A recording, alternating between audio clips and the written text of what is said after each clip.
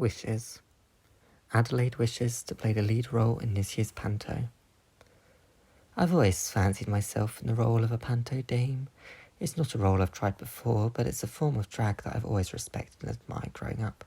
My first introduction to drag was the Panto. I saw the dame standing there, centre of the stage, cracking the cheesiest jokes I'd ever heard, and I turned to Mama and said that was going to be me one day, and she looked down to me and said, "Darling, if that's what you want to do with your life, you go out and do it." Though she said it in Mandarin, of course. My parents have always supported me through everything. After I came out as trans feminine to them, at first they were confused, but they never once stopped trying.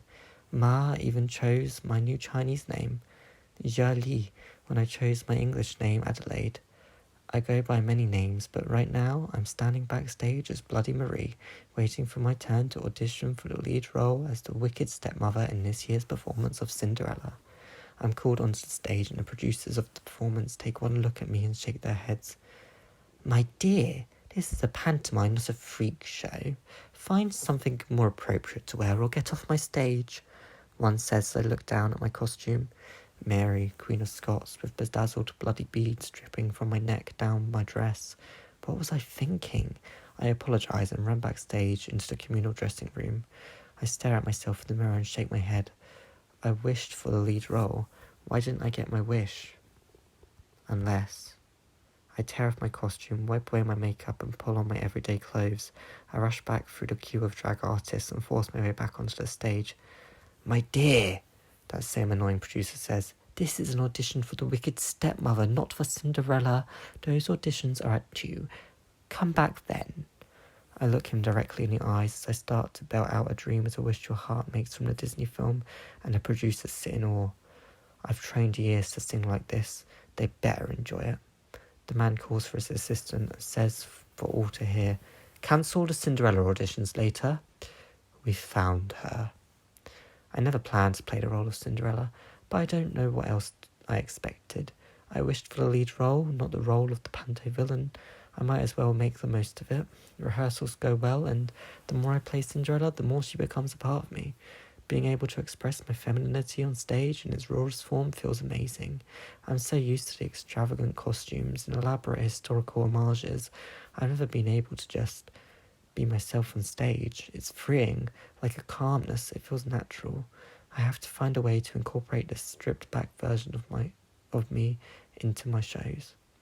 The big night comes before I know it, and I get into my costume and recite my affirmations to myself in the mirror. I've got this. I head out on stage and search the crowd for my parents. I know Zena won't be there. She's dealing with her own wish right now. But my parents are here. I see them cuddling into each other in the audience. Pride in their eyes as I take my place. The narrator introducing my tale. It goes smoothly until the scene where the fairy godmother shows up. Instead of the actress who's supposed to be playing her, it's the fairy wearing her costume. She winks at me as she recites the character's lines, and I have to act like nothing is wrong. The show must always go on after all. I guess this is her way of testing me. If it is, I'll be passing this exam with flying colours. She waves her hand and the props on stage sparkle into life. The small pumpkin actually begins to triple in size as myself and the audience are left awestruck. Before long it becomes a beautiful golden carriage as the actor playing buttons helps me climb inside. I feel like a princess heading to an actual ball. The stage collapses beneath us, but nobody flinches. The backdrop falls to reveal the gorgeous night sky, and the carriage rolls down the cobbled road towards the very real castle before me. I climb out and Buttons walks me into the castle. We step out onto the top of a grand stairway, and I look down to see the entire audience, including my parents dressed in suits and ball gowns, watching me enter. The prince stands in the middle of them, all being swooned by the princesses, by the stepsisters. I take my way downstairs and offer him my hand. As I reach the bottom, he kisses the back of it and leads me onto the dance floor. It's a magical experience. It could only be made better if it were a princess dancing with me instead. We dance until clocks chime the first of 12 strikes. I push myself away from the prince and run for the exit, losing my shoe on the staircase. I take my way out to my carriage as Buttons hurries me in. The carriage begins reverting back to its pumpkin form whilst I'm still inside.